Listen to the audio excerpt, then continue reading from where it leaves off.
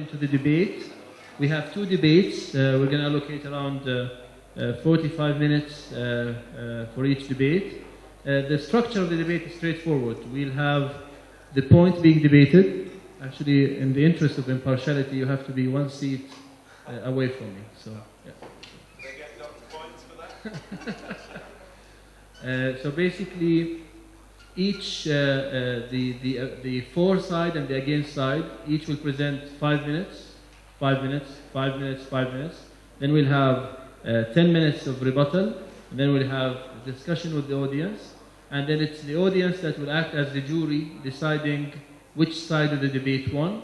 And I'll act in the Anglo-Saxon system. I'll act as the judge. That's why I'm apart from each of the sides. And our first debate is going to be discussed by, on my right, Mr. Omar Christidis, founder and CEO of Arabnet, and Mr. Tom Erskine, head of smart devices at Nokia Middle East and Africa. And on the affirmative side, to my left, Mr. Emmanuel Dubrou, Director TMT Consulting at Deloitte, and Mr. Saed Habash, National Manager Economic ESCWA Technology Centre. And of course, what is being debated, the first debate is user-generated content, free-to-air TV, sponsored content have all but killed the prospects of paid content. Paid content is dead. So basically, this side says paid content is not dead, and this side says paid content is dead. They'll debate it, and then you'll decide which had the more convincing arguments. I'll start with Omar, with your 5 minutes to tell us. Okay, Tom then. Start with your 5 minutes. Tactics, you see. We have an approach. So let me begin. Firstly, very briefly, good afternoon, everyone. Thank you, Arab Advisors, for having me. Tom Erskine, looking after our smart device business for this region. So wonderful to be here. So now I've used up 20 seconds of my time. I better get going quickly. So this side asserts that a significant minority of content moving forward will be premium. And this significant minority will be worth tens of billions of dollars. And let us explain why. Let me start. Before I go into the tests which we think will need to be met, I'm going to give the example of a more mature business than where we are today with internet and mobile. Internet and mobile business models, maybe we've been going for 15 years, often far less. Now television, that's a business which has been around for over 50 years now. And if we look at television as an example, what we see in the world of TV is a majority of content which is free and advertising supported, and a significant minority which is paid and which is premium. So let's look at a couple of international examples from the world of television, and then we're going to come right back to digital. Let's start first with the United States, where a certain entity called HBO controls a great portion of revenues for paid television over there. How do they do it? They have great content which people pay for. They have sports, they have scripted shows, they have movies. So if you're going to watch TV in the States, yes, you can get basic cable, very cheap, lots of channels ad supported, but the bucks sit with these few minority channels which have the premium content. Similar model where I live in the UAE. In the UAE, lots of channels free of charge, hundreds of them by last time I counted, but I have to pay extra for the soccer. And OSN make lots of money through me paying extra. So the principle there, majority free, will give you that, minority paid, lots of money. Now let me bring it back to the world of digital and specifically talk about mobile just for 2 minutes. We believe, broadly speaking, there are 3 criteria which have to be met for content to be premium. And you've got to meet all of them, guys, otherwise it's free. So first, got to be great content. Let's start with that. It's got to be great content. It's got to be premium. Often it's got to be branded. Maybe it comes from the world of sports. Maybe it has the name Tiger Woods affixed to it, but it has got to be great content.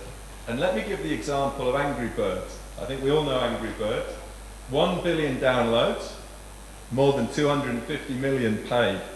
Majority free, minority paid. Let me give the other test we have. As well as being great content, it's got to be served in a beautiful environment. The user experience has got to be magical. And this is something which has been taught to us by our friends in Cupertino, Apple. Offer a wonderful environment and people will pay as long as you meet the other tests. App Store, last numbers I saw last month, 25 billion downloads, 4 billion paid downloads, around about 15%. Majority free, minority paid. Last test, and we're going to build on this, because maybe it's the most important, and you've got to have great content, it's got to be in a beautiful environment, but if your business model isn't right, you ain't going to sell it. So business model is key, and business model is how much you charge, how you charge. Nokia, my company, have seen huge success in this region by turning on operator billing with more operators. Shameless plug, I apologise. We find when we turn on operator billing, the revenues which is made through our Nokia store increase substantially. But the third and most important thing with the business model is this term freemium. We believe we live in a freemium world. We need freemium business models. Last example, because I imagine my time is ticking, Skype. 6% of Skype's 600 million base have paid, put credit in their account. 6% of a lot. This freemium model, which we're going to build on, is how digital content will be monetized moving forward. So to conclude my part, significant minority of paid content. We look at the world of television for our example. It's got to be great content, it's got to be a wonderful user experience, and the business model has got to be right, and increasingly it's a freemium model. So with that, I conclude my side. Thank you, Tom. I'm up.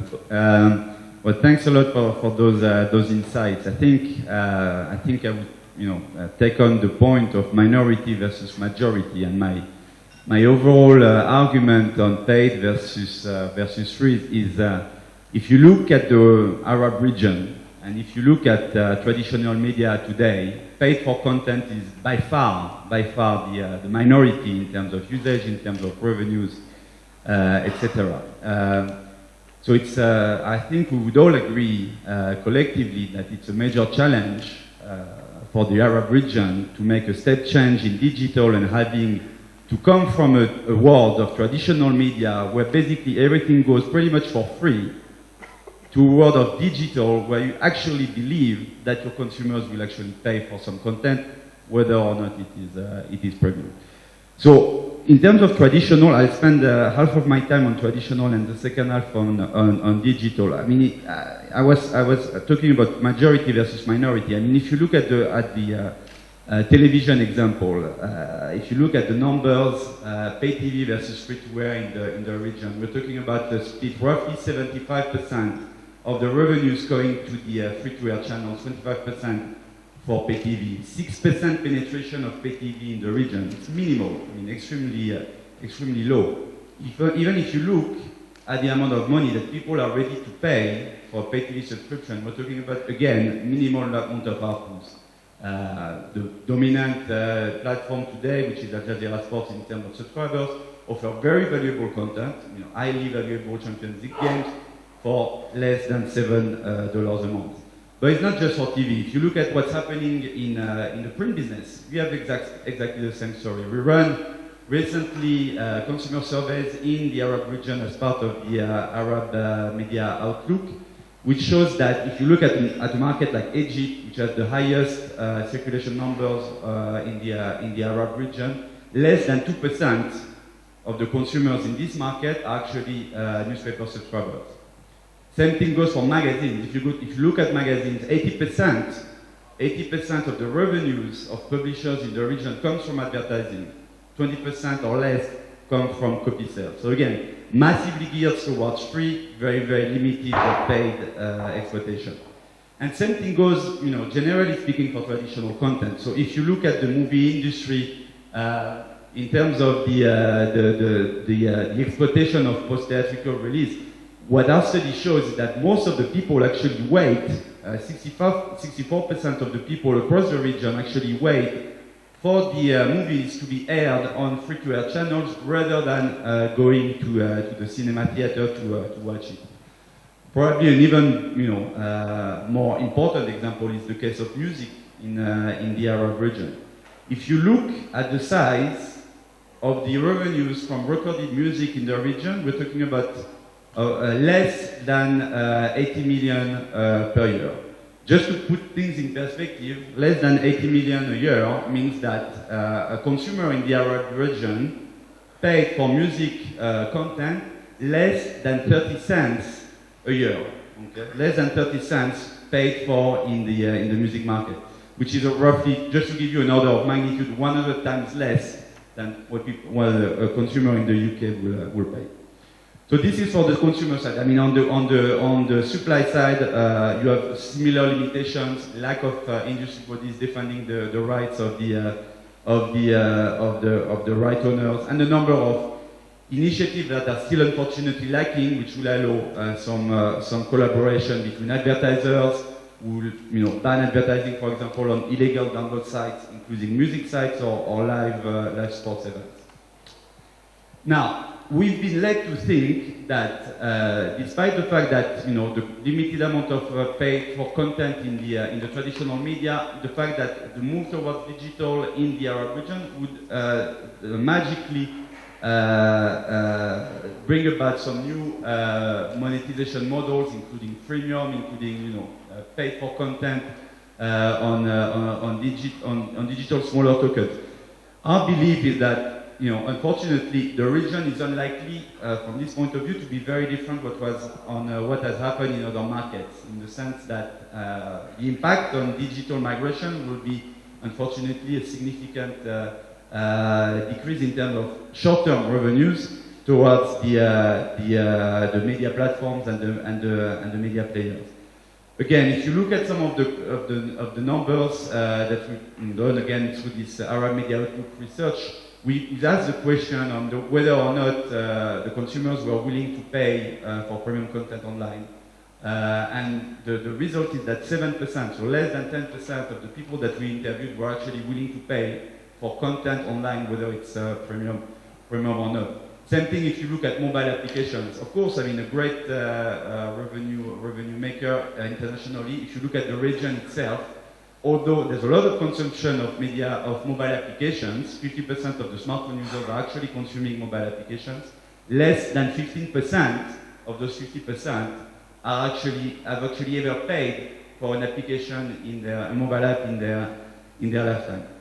So, just to conclude on this, and I will take probably the example of what YouTube has taken as a strategy globally and in the region. I think coming back to the fact that if you don't pay in traditional, you're unlikely to pay in digital. I think media players really need to think about it as if your consumers are not willing to pay for content, there are other ways to monetize it and reach and advertise. And digital advertising is of course a good way to monetize it. Omar, it's your 5 minutes. Thank you. Question for the audience. What is the fastest growing video subscription service ever? I'll answer that for you because we don't have that much time. Actually, it is Hulu Plus. Hulu Plus is the fastest growing video subscription service, online or offline, ever. Growing from 450,000 subscribers in Q1 of 2011 to 1.5 million subscribers in Q4 of 2011, tripling in the time span of less than 12 months. At a rate of $100 per user per year, this service is generating $150 million in revenue. I don't know if we can talk about paid content is dead. To me, this paid content is alive and kicking. We can look at TV as one medium, and we could take the example of Netflix. Do you know that Netflix is actually the biggest consumer of bandwidth in America today? Netflix has two services. One is a DVD service, they mail it to you, and the other one is a streaming video service that you get online. Today, their revenues from their DVD service are $370 million. Their revenue from the streaming service is actually $476 million.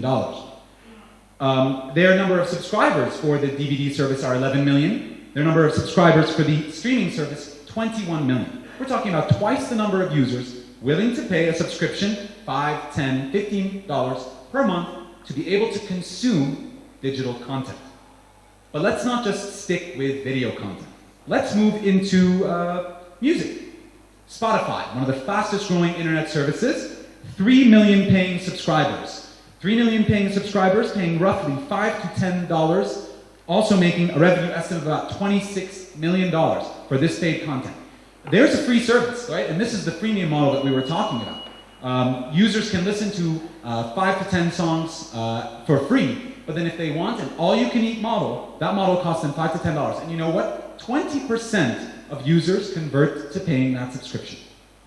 I'll take another example, which is the New York Times. We all know that like the music industry, the newspaper industry is really struggling. Everyone's trying to figure out new models, and the New York Times currently has 400,000 digital subscribers. This growth is 20% growth quarter on quarter for the New York Times. The last statistic I want to give you is actually about mobility, because we were talking about convenience and mobility and user interface. Apple released something called the Newsstand, which was a way for owners of print magazines, newspapers to be able to monetize their content. Condé Nast, which owns Wired and many other magazines, saw an increase of 268% of subscribers when they introduced Newsstand. And this service provides $70,000 per day from the top 100 titles for Apple, right? For the Apple and the publishers. Apple takes a cut of this, but $70,000 per day for paid subscriptions to magazines. This is not a small amount, right? And this is allowing these newspapers, which otherwise were for free. Today, the New York Times allows you to read 5 to 10 articles for free, and then once you're done with those, you have to pay, right? And this is the freemium model that we were talking about again. So I just wanted to give you a sense, our region, other regions, the global movement towards paid content is very much growing. There's lots of opportunities to monetize, and this is only looking at paying for the content directly. One thing that we would say for content owners is to be more creative about how you can make money on content.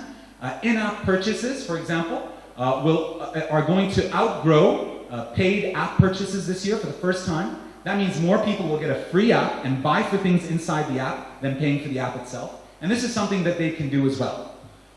So that's about it. I'm going to wrap up there and look forward to hearing you guys. Thank you, Omar. Saad. Okay, I go back to the user-generated content.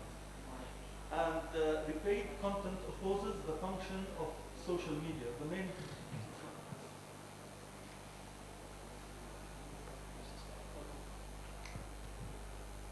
So paid content opposes the function of social media.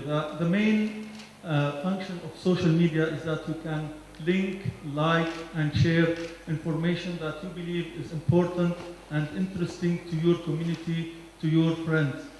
And what will happen if this is a paid content is that when you link or like a content that's important for you or for your friends, is that what will happen, they will only land into a purchase format where they need to pay money to see that content.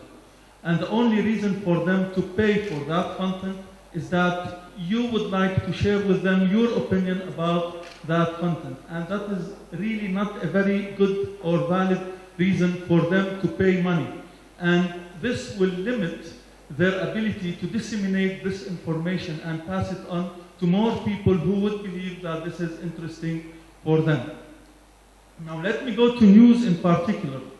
News are not unique. They are made of basic facts that were happening, when they were happening, and what was happening. So you cannot keep this as a lot of information. And the only time when you need to pay for news is that when there is input from experienced journalists on that piece of news or information. And not so many people believe that they want to know a certain journalist's experience or opinion about that piece of news. Most of the people nowadays would like to know the news as is, the facts as is, and they build their own opinion, they build their own vision about what is happening and where it's happening. Now, one more thing is that the way news are produced nowadays are kind of outdated. This morning, one of our colleagues from France 24 mentioned that the first news about Tunisian revolution came from Twitter. After that, reporters and journalists started sending information about that. So, in what would you like? What would you prefer to get instant information, instant news on the go, small bits of news that you can easily digest, understand, and consume, or you would like to wait until journalists or reporters write their opinion about what is happening in a certain place, and you not only pay for that, and you have to wait for that piece of information to come out. So what would you do? Thank you. Now we'll give each team some time to absorb the arguments and prepare the rebuttals. But in the interest of enfranchising all the jury, if you don't have a table in front of you, you won't be able to vote because the voting devices are on the table. So if you're sitting with the lawn chairs, please make it onto the desks so as to be able to vote. And now, are you ready for your rebuttal? We can certainly rebut. We can proceed. Do you want us to go ahead? Okay, so I just wanted to take on one comment that you had, which is about discovery and how paid content does not allow discovery. This is actually exactly why the New York Times allows people to consume a certain limited number of articles. This is why Spotify allows you to consume a certain number of songs, right? Because they want to allow discovery. But at the same time, discovery ends when subscription begins. And this is why we are advocating a freemium model. You get to discover a couple of articles, and then if you want to still consume more, well, you've got to start paying for that content. So that's from my side. And the other thing that I'd like to say is that advertising revenue, our side will not say that advertising revenue is not important, or could not even represent the majority of revenues. But what we do say is that paid content is still producing a lot of revenues for a lot of people, and is very much a viable business model for people. If I may rebut just quickly on a couple of points. I think the point on news and user-generated content, I completely agree. I'll talk for myself here. The three news sources I use most are Twitter, the Times, the London newspaper, and the New York Times. And Twitter, of course, is free, and I love that. I follow my soccer news on there very closely. Then I go to the Times to read the in-depth journalistic view, and I pay for that content. So I see a world where both exist simultaneously in news. And Emmanuel, in terms of the research, in terms of Middle East consumers not being inclined to pay, I understand this, and I've seen research within my company in Nokia saying similar things about developing markets. And I was very interested to hear that, globally, the number one market for Apple revenue for the App Store is the USA, but the number two market is China. So I do not think willingness to pay is a US, Western Europe phenomenon. I actually think the conclusion of this is that this region in particular is crying out for high quality services which meet these three tests. Fantastic content, wonderfully packaged, and with a great business model. I think when we get more of these services in the Middle East, we're going to see monetization take off. Very good. Emmanuel? Could I have a first go at that? Well, no, I mean, I definitely wish your couple of comments were true, because in the end that would be good news for consultants, and be making a lot of customers happy. I mean, I think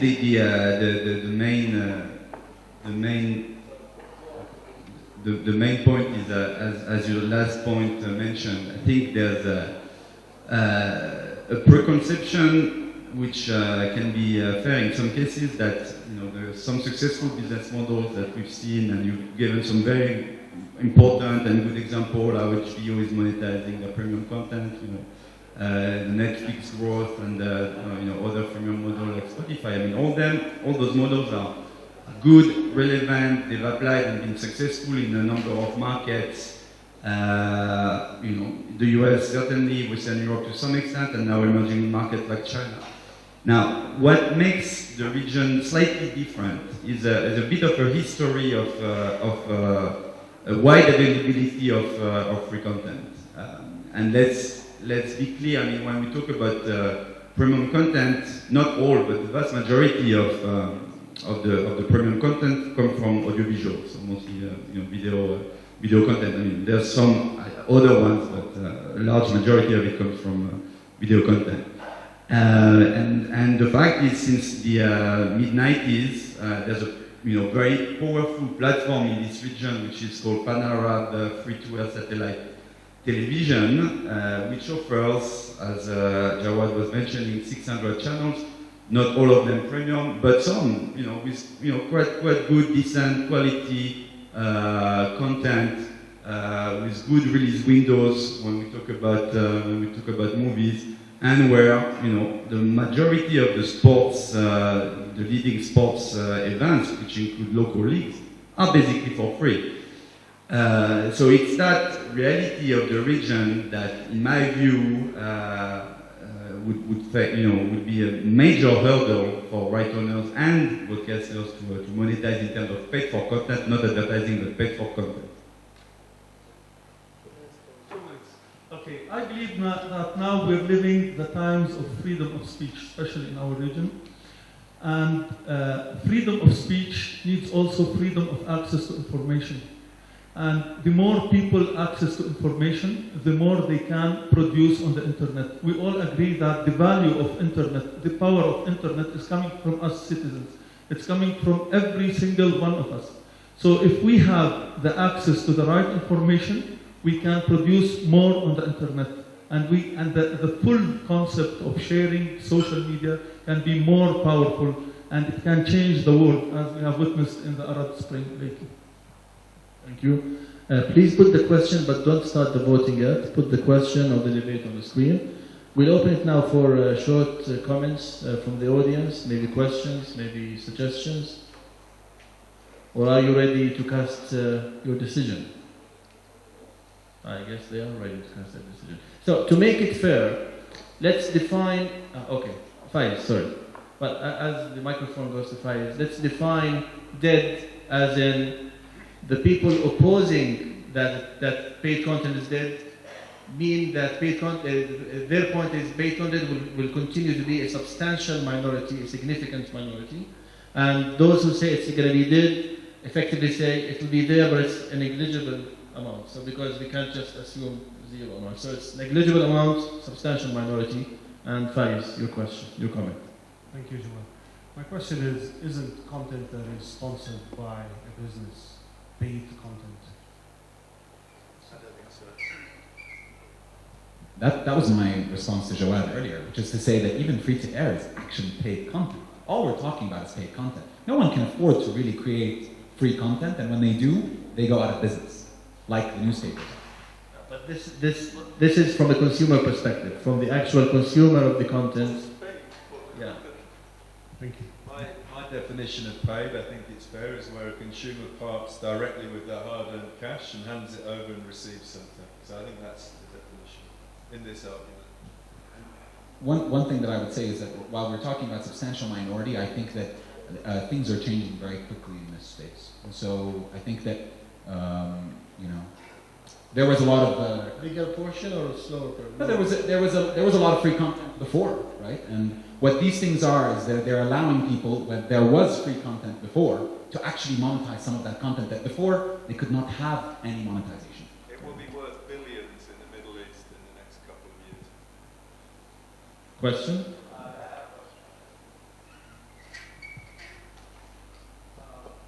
I agree with the point that nothing is in fact free, and in fact even content which is supported by advertising is capitalizing on the user by getting their data.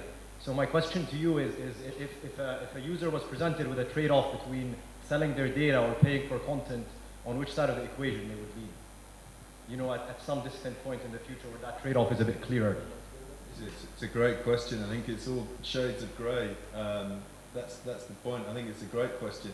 My assertion is, again, I talk from my own example, and I guess, like many people, in the past I may have had music appear on my computer surreptitiously, which I didn't pay for directly. But now, with great services available like Spotify, and I have to say again, Nokia Mix Radio and other services, I happily pay for music. So for me, if the quality's right, I will pay for it. Just like I'd pay, to go and have a nice dinner somewhere. So that's my perspective. Emmanuel. I think it's about the customer's willingness to pay. That was going to finally be the end customer's decision. Some people who find $5 a lot Some people find 5 minutes of ads a lot. Some people want to watch ad-free content. Some people are willing to watch ads-paid content.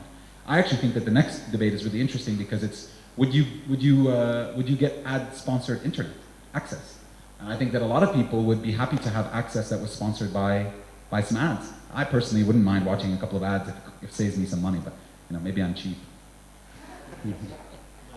Yeah, I mean, broadly agree definitely with the distinction, and for sure there's an element of quality that comes to play when it comes to free versus paid. But I mean, I think an interesting counterexample in the region is what has happened with HD, which has been, again, to draw the parallel with other markets. HD has been monetized as a paid service in many markets internationally, and in the region it comes for free. So there's still a perception, in my view, that would be difficult for broadcasters, media players to work against. It's definitely an uphill battle that content, even quality content, actually comes for free. Okay, I guess we'll again. So let's cast our vote. The jury has to decide now on who won the debate. Basically, again, paid content is dead. The ones agreeing with that mean by that content paid by consumers will be very negligible. The ones disagreeing, content paid by consumers will be a substantial minority with some growth in it. And let's start the voting. 45 seconds. Of course, no nasty punches when the results are out, please. Oh no, we know who's right anyways. Yeah. Okay, and the winner is the negative. Congratulations. It adds up to more than 100% because of multiple choice, because of the three votes per handle. Thank you very much, gentlemen.